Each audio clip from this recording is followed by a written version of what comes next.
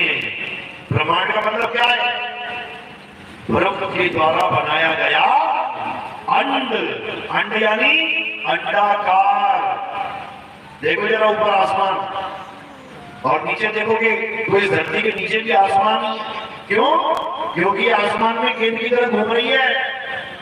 जैसे चांद आसमान में है, चांद के ऊपर क्या आसमान, नीचे क्या आसमान, बाएं क्या आसमान, बाएं क्या आसमान। ये सारे ग्रह, ये सारे सूरज, चांद, सितारे, ये सब कहाँ घूम रहे हैं? उस अंडे में। हम सब कहाँ बैठे हैं इस वक्त? उसी अंडे में, उसी ब्रह्म के अंडे में बैठे हैं हम लोग और इसी अंडे में पैदा हो रहे हैं। इसी अंडे में बढ़ते जा रहे हैं, शरीर धारण कर रहे हैं, छोड़ते जा रहे हैं।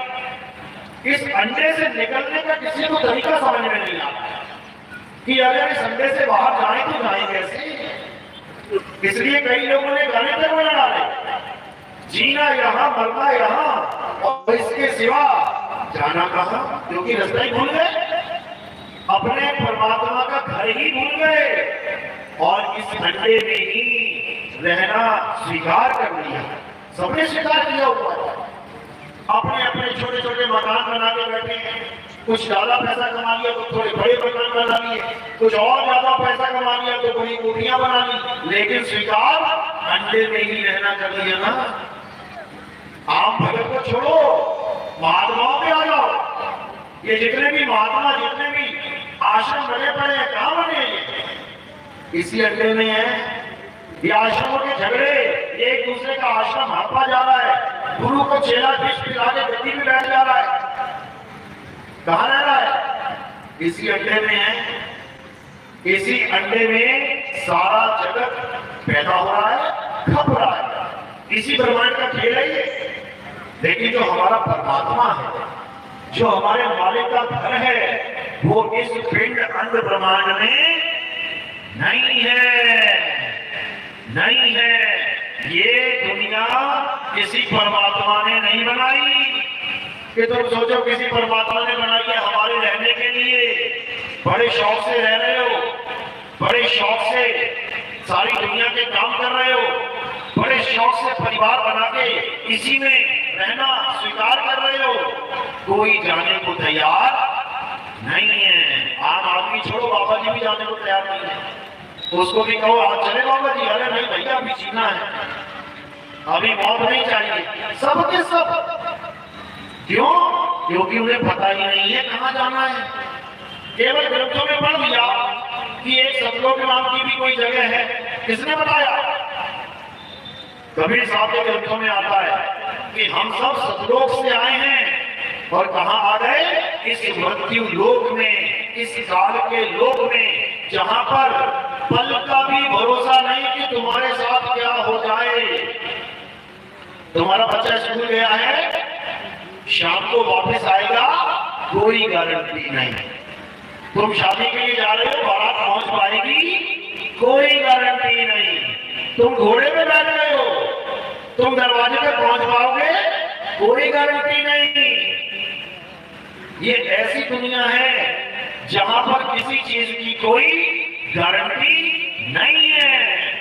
समझ लो, सबसे बड़ी गारंटी इस शरीर की होनी चाहिए जिसको तुम अपना रूप मान बैठे थे। उसकी भी कोई गारंटी नहीं है। कहो घर में मृत्यु आ जाए, पैदा भी ना होने दो तुम्हें, तो ये परमात्मा की नगरी है क्या? जहां चारों तरफ मौत का तांडव हो रहा हो, जहां चारों तरफ भूकंप, सुनामी, तूफान और जलजले आ रहे हो, जहां चारों तरफ मौत का खेल चल रहा हो, उसको तुम परमात्मा का घर कहोगे क्या? बिल्कुल नहीं। ये किसका घर है? ये काल भगवान का घर है। और इसी काल भगवान ने हम सबको क्यों पैदा किया है पता है? किसान खेत में अनाज क्यों पैदा करता है? खाने के लिए, खाने के लिए। तो तुम लोग को क्यों पैदा किया गया इस दुनिया में? खाने के लिए। समझ लो। लेकिन तुम्हें कहीं आभास ना हो जाए कि तुम्हें कोई खा भी रहा है, तो उसने तुम्हें क्या दे रखा है? इस दुनिया की झूठी मौज, कार दे दी, मोबाइल दे दिया, हवाई जहाज दे दिए, बीवी दे दी, बच्चे दे दिए, माँ बाप दे दिए, आप उलझे रहो इन्हीं में। उसके बाद जैसे ही समय आया तुम्हारा, दूध में मक्खी की तरह निकाल के ले गया। एक फल नहीं लगाएगा, तुम्हें कान से पकड़ के ले जाएगा वो काल भगवान। समझ लो, ये कबीर साहब समझा रहे हैं हमें, उनकी वाणियों में ये सब दर्ज है। साहिब कह रहे छूटे सुख को सुख कहे और मान रहा मनमोह, ये जगत चबैना काल का, कुछ मुख में कुछ गोद, कुछ को तो गोदी में बैठा रखा है, क्यों अभी नंबर आएगा उनका, और कुछ को मुंह में डाल रखा है। समझ लो, तो अभी आखिरी मौका है, ये इंसान जन्म आखिरी मौका है ये समझने का कि करना क्या है, इस दुनिया में आए क्यों है, क्यों आए इस दुनिया में, इस दुनिया में क्यों आए, खाने पीने मजे करने उसके बाद मर जाओगे। ये तो जानवरों की जीवन में भी पॉसिबल हो सकता है। इंसान क्यों बनाया गया? आप किसी से पूछो कि इंसान क्यों बने हैं हम, आप दिमाग देखो क्या क्या लगाएंगे। अरे इंसान क्यों बने हैं? इस दुनिया में आए हैं, खाएंगे कमाएंगे, बच्चे पैदा करेंगे, मर जाएंगे, और क्या करना है इस दुनिया में आपको। देखो कितना आसान सा रास्ता खोज लिया है। आए, शादी ब्याह किया, बच्चे बनाए, दादा दादी बन गए, मर गए, ये यही करने के लिए आए थे। ये तो कुत्ता भी कर सकता है, ये तो गधा भी कर सकता है। आया, बच्चे पैदा किया, मर गया। तुम्हें इंसान जन्म क्यों मिला है? थोड़ा और ज्ञान ध्यान वाला आगे तो क्या कहेगा, अरे इस दुनिया में आए हैं खूब पैसा कमाने, बड़े बड़े मकान, बड़ी बड़ी ऐशो आराम की जिंदगी जीने। अगर ऐसा हो जाए तो समझ लो हमारा जन्म सफल हो गया। अच्छा जी, खूब पैसा कमाया, खूब बंगले बनाए, खूब नोट बनाए, उसके बाद सड़क पे कुचल गया, ट्रक के नीचे आ गया, बंगला वहीं रह गया, पैसा वहीं रह गया, क्या फायदा हुआ उसका? क्या फायदा हुआ? क्या कुछ लेके जाएगा? एक पैसा नहीं ले जा सकता, लेकिन कुछ ना कुछ तो लेके जाना है यहां से। कबीर साहब ऐसे नहीं बोल रहे, कबीर सो धन संचिए जो आगे को होए, और सिर पे उठा के गाड़ी जातना देखा कोई। आए तो तुम कुछ इकट्ठा करने के लिए हो, लेकिन तुम्हें ये पता ही नहीं है इकट्ठा क्या करना है, इसलिए तुम दुनिया का माल खजाना इकट्ठा करने में लग जाती हो, और वो भी लोगों का गला काट के, धोखा दे के। भाई भाई को धोखा दे रहा है, इसकी जमीन हड़प लो, उसकी जमीन हड़प लो, यही रह जाएगी जमीन, और सारा पाप का बोझा ले जाके तुम अगले जन्म में दुख भोगोगे। तो साहिब यही समझा रहे हैं कि तुम्हें जब तक ये पता नहीं लगा कि तुम्हारे आने का मुख्य उद्देश्य क्या है, तो तुम जन्म सफल कैसे करोगे? तुम्हें पता ही। अब ये कैसे भूल गए हम? यही माया का खेल है। गर्भ में हम सबको याद था कि क्या करना है। साहिब समझा रहे हैं, गर्भवास में भक्ति कबूला और बाहर आके उसको भूला। गर्भ में सबको याद था, उत्तर रखा था, हे प्रभु एक बार बाहर निकाल दो, तुम्हारी भक्ति करूंगा, माया में नहीं उलझूंगा। लेकिन जैसे ही बाहर आया, कौन प्रभु, कैसा प्रभु? हम खुद ही प्रभु हैं, हम खुद ही प्रभु हैं, खुद ही प्रभु बन के बैठा हुआ है। तो ये सब क्यों हो रहा है? क्योंकि हमें पता ही नहीं है हम काम करने आए क्या थे। इसीलिए मरते हुए हर आदमी रोता है। क्यों रोता है? क्योंकि जो काम करने आया था वो किया ही नहीं। टीचर ने होमवर्क दिया था बच्चे को, ये 4 लेसन पढ़ के आना है, नहीं तो ये डंडा देगा। अब पूरा दिन खेलता रहा, घर जाके सो गया थक के, और जब सुबह उठा तो याद आया कि अब स्कूल जाना पड़ेगा भाई। अब कुछ याद तो किया नहीं है, तो टीचर के आगे खड़े होके डंडा खाना पड़ेगा भाई। अब लगा रोने, मम्मी पेट में दर्द है, अरे मम्मी दांत में दर्द है, अरे मम्मी सर में दर्द है। कोई ना कोई बहाना बना के स्कूल नहीं जाना चाहेगा। उसी प्रकार ये जितने भी जीव रोते हैं ना आपके समय में, बाबा बचा लो, अरे मम्मा बचा लो, अरे डॉक्टर साहब बचा लो, ये क्यों कहते हैं? कारण क्या है? क्या आपको पता नहीं है कि जाना है? क्या आप सदा रहने के लिए आए हो? किसको नहीं पता कि एक दिन जाना है? सबको पता है, सबको पता है एक दिन जाना है, लेकिन किसी को ये नहीं पता कि क्या करके जाना है, करें क्या। तो थोड़ा और बुद्धिमान मिल जाएगा, वो क्या कहेगा, इस दुनिया में भैया क्यों आए हैं, मंदिर जाओ, राम राम करो, पूजा करो, पाठ करो, हवन करो, नाम जपो। मुसलमान होगा तो क्या कहेगा, मस्जिद में जाओ, कुरान पढ़ो, नमाज पढ़ो, और क्या करना है इस दुनिया में आके। ईसाई क्या कहेगा, सिख क्या कहेगा, गुरुद्वारे जाओ, चर्च जाओ, ग्रंथ साहब पढ़ो, नाम जपो, ईसा मसीह की पूजा करो। कबीरपंथी क्या कहेगा, गुरु धारण करो, नाम जपो, सिमरन करो, चौका आरती करो, ये आरती करो, वो चौका करो। हो गए, चले गए, पार हो गए क्या, यही करने आए थे क्या यही करने आए थे? बिल्कुल नहीं, बिल्कुल नहीं। ये तो हमें पकड़ा दिया गया सामान। हिंदू धर्म में आ गए तो मंदिर पकड़ा दिया गया, चलो बेटा मंदिर चलना है। मुस्लिम धर्म में पैदा हो गए तो मस्जिद पकड़ा दी गई, चलो भैया नमाज पढ़ने चलना है। ईसाई में पैदा हो गए तो चर्च पकड़ा दिया गया, और सिखों में पैदा हो गए तो गुरुद्वारा पकड़ा दिया गया।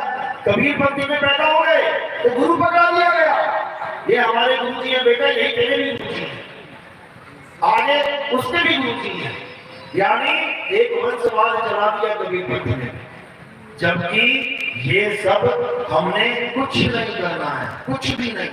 हाँ, शुरुआत अच्छी है, मंदिर गए, मस्जिद गए, गुरुद्वारे गए, चर्च गए, किसी गुरु की शरण में गए, शुरुआत अच्छी है। इसलिए क्योंकि हमारी आस्था जमी रहे, हम किसी को भगवान मानते रहे। किसको मान रहे हैं ये नहीं पता किसी को, लेकिन मान रहे हैं। कहां जाना है ये नहीं पता किसी को, लेकिन मान रहे हैं। हिंदू सोच रहा है स्वर्ग में जाऊंगा, मुसलमान कह रहा है जन्नत में जाऊंगा, सिख कह रहा है सचखंड में जाऊंगा, ईसाई कह रहा है हेवन में जाऊंगा, कबीरपंथी कह रहा है सतलोक में जाऊंगा। सब कहीं ना कहीं जाना तो चाहते हैं, लेकिन इनसे बस ये पूछ लो कि भैया स्वर्ग कितनी दूर है यहाँ से? जाने में टाइम तो लगेगा, जाने में साधन तो होगा। पैदल जाना है कि साइकिल पे जाएंगे? गुरुजी आगे बैठेंगे, साइकिल चलाएंगे, हम पीछे बैठेंगे, कुछ तो होगा। गुरुजी बाइक चलाएंगे, हम पीछे बैठेंगे, गुरुजी कार चलाएंगे, हम पीछे बैठेंगे। अरे जब जाना है सतलोक, जाना है स्वर्ग में, तो कोई साधन तो होगा। पूछ लो कि सतलोक कितने किलोमीटर है, पूर्व में है, पश्चिम में है, उत्तर में है, दक्षिण में है, कौन सी दिशा में है सतलोक, या ऊपर है या नीचे है, ये स्वर्ग कहाँ है, ये दोजख कहाँ है, ये नरक कहाँ है, किसी को कुछ नहीं पता। बस जो ग्रंथों में लिख दिया, आंखें मूंद के उसको मानते जाओ, यही धर्म बन चुका है सबका। एक ही बात नहीं कर रहा हूं, सबका। और सबसे बड़ी बात यह है कि हमारा एक भारत देश ऐसा देश है जिसमें बात तो नरक की होती है, बात बात से। अरे तूने ऐसा काम कर दिया, घोर नरक में जाएगा, तू तो दोजख में जाएगा। लेकिन जब ये लोग मरते हैं तो एक भी कार्ड पे नहीं लिखा होता है कि मेरे दादाजी का नरकवास हो गया। पूरे जीवन स्वर्ग नरक की कहानी चलती है, लेकिन भारत एक ऐसा देश है जहां पर कभी कोई नरकवासी होता ही नहीं है, होता ही नहीं। सारे स्वर्ग पहुंच रहे हैं बिना टिकट के, बिना टिकट वाले। तो भाई ऐसा कुछ नहीं है, कोई स्वर्ग नहीं पहुंच रहा, कोई जन्नत नहीं पहुंच रहा, कोई सचखंड नहीं पहुंच रहा। यही पलट पलट के उल्टे होके वापस आ रहे हैं कि तभी आबादी बढ़ी हुई है, वरना निकल गए होते सारे, समझ लो। तो साहिब क्या कह रहे हैं, कह रहे हैं जाने को स्वर्ग नरक है, हरि जाने को नहीं, और जिस भव से सब लोग डरते हैं सो भाई हमारे नहीं। साहिब कह रहे हैं अनजाने को स्वर्ग नरक है। जिसको बेचारे को यही नहीं पता जाना कहाँ है, वो कभी स्वर्ग और नरक की आस लगा के बैठता है, और उसको स्वर्ग पहुंचाने वाले भी बड़े शातिर हैं। वो क्या करते हैं, बेटा 51,000 रुपया दूंगा, उसके बाद बर्तन दो, उसके बाद कपड़े दो, पूरे गांव को भोजन कराओ, अब समझ जाओ कि तुम्हारा लड़का स्वर्ग पहुंच गया। बताओ ऐसे स्वर्ग पहुंचते हैं क्या? हमने तो सुना था अच्छे अच्छे काम करो, लोगों का भला करो, पुण्य करो, तब जाकर कहीं स्वर्ग की प्राप्ति होती है, कुछ समय के लिए पुण्य हो जाते हैं, वापस दुनिया में आ जाता है। वही हाल कभी पंडितों का भी हो गया है। नाम जप के मुक्ति नहीं मिलेगी, नाम जप के सतलोक नहीं मिलेगा। कैसे मिलेगा? चलावा आरती करके, चलावा चौका करके। अरे भाई, अगर चलावा चौका करके ही सतलोक जाएंगे तो फिर नाम किस मर्ज की दवा है? फिर नाम क्या चीज है? फिर नाम की महिमा क्या रह गई? फिर तो नाम जपो ना जपो, चलावा चौका करो और पहुंचा दो सब लोग। ऐसा कुछ नहीं होता भाई, किस भरम में पड़ गए। कबीर साहब नाम की महिमा गा रहे हैं कि जब तुम्हें नाम मिल जाएगा, सार शब्द मिल जाएगा, तो काल भगवान तुम्हें सिर पे बैठा के सब लोग पहुंचाएगा। सिर पे बैठा के सब लोग पहुंचाएगा, वो उसकी ड्यूटी है ये। तो कबीर साहब क्या कह रहे हैं? अरे सार शब्द आए जेही विधि हाथा, तेही विधि काल नवाबे माथा। वो सिर झुकाएगा, तुम उसके सिर पे चढ़ जाओगे और तुम्हें वो सब लोग छोड़ के आएगा। ये भेद की बात है, ये मत समझना असली वाला कोई काल आएगा ऐसे और तुम उसके सिर पे चढ़ जाओगे। ये गुप्त भेद है। मूल ज्ञान में इन गुप्त भेदों का ही खुलासा किया जाता है। साहब क्या कह रहे हैं? अरे काल के सिर पे पाओ दे सतगुरु के उपदेश, साहिब बाह पकड़ के ले चले अपने देश। यानी जब तक तुम काल के सिर के ऊपर पैर नहीं रख देते, तब तक तुम सब लोग कभी जा ही नहीं सकते। जितने मर्जी चौका करते रहो, एक भी सब लोग पहुंचने वाला नहीं। उसका कारण है क्योंकि सब लोग पहुंचने का एक ही जरिया है और वो है नाम। बिन नामे जग कमला फिर है, गुरमुख नजरी आया। बिना नाम के सब परमात्मा को पाना चाहते हैं, एक भी नहीं पा सकता, एक भी। अब ये नाम क्या चीज है? अब आप लोग सोचेंगे नाम हमारे पास है, हमें गुरु जी ने नाम दिया, हमें पंडित जी ने नाम दिया, हमें मौलाना जी ने नाम दिया, हमें सरदारों ने भाइयों ने नाम दे दिया, हमें किसी पादरी ने नाम दे दिया। बिल्कुल नहीं। कबीर साहब कह रहे हैं नाम एक नहीं है जो तुम पकड़ के बैठे हो, यानी बोलने वाले नाम, किसी भाषा वाले नाम। कबीर साहब कह रहे हैं यहाँ पर दो प्रकार के नाम हैं। कौन कौन से? एक बोलने वाले, हिंदी के, पंजाबी के, उर्दू के, फारसी के, जो तुम मुझसे भाषा बोल पाओ। अभी तुम कौन से नाम जप रहे हो? कौन सी भाषा के? हिंदी भाषा के।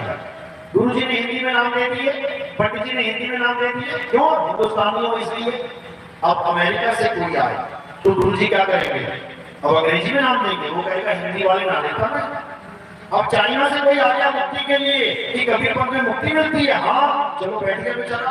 अब उसको कह रहे हैं पहले ये नाम रट, ये नाम जप। कितना? ये इतना लंबा नाम देते हैं। अजर नाम, अमर नाम, अभी नाम, पाताल सत्य सिंधु नाम, ये नाम, हंस का नाम, फूलो बुद्धि फूलो कपाट।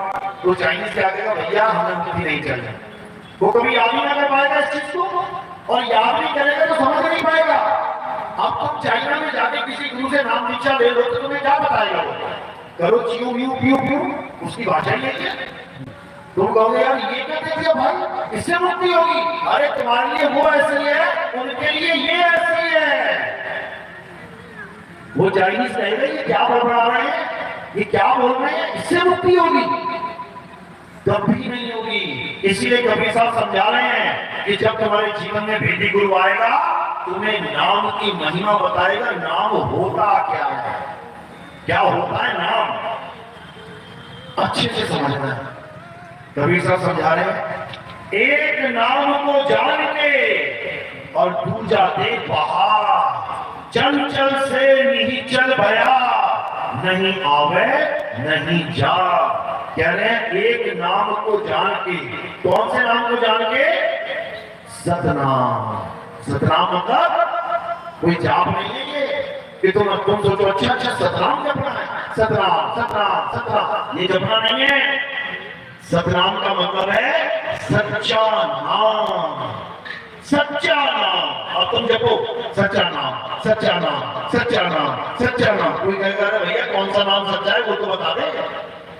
लगा हुआ सच्चा नाम, सच्चा नाम, सतनाम, सतनाम। अरे सतनाम है क्या वो बता। बता, और जो उसका भेद बता दे वही सतगुरु है। कबीर साहब समझा रहे हैं, सतगुरु सोई सतनाम बतावे, और बाकी गुरु कोई काम न आवे।